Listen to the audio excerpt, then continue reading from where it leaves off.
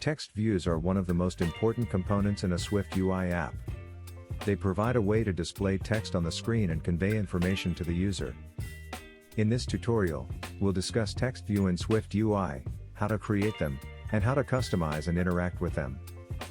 Text view allows you to display plain text on the screen.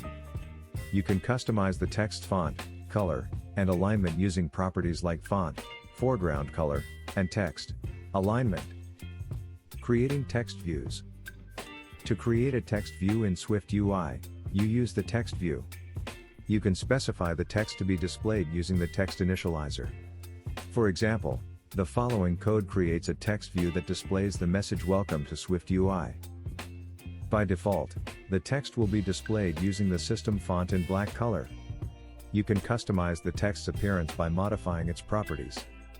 For example, you can change the font and color of the text as follows. Customizing text views. In addition to font and color, you can customize the appearance of text views in many other ways. For example, you can add padding to a text view to control the amount of space around the text. You can also set the background color and corner radius of a text view. Here's an example of a text view with padding and a yellow background color. Adding interactivity to text views. In SwiftUI, you can add interactivity to text views using gestures. A gesture is a touch-based interaction that you can detect and respond to. For example, you can detect a tap on a text view and perform an action in response. Here's an example of a text view that prints a message when it is tapped.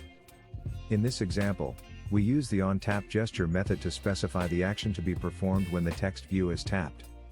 When the text view is tapped, the closure specified in onTap gesture will be executed and the message "Welcome" text tapped will be printed to the console.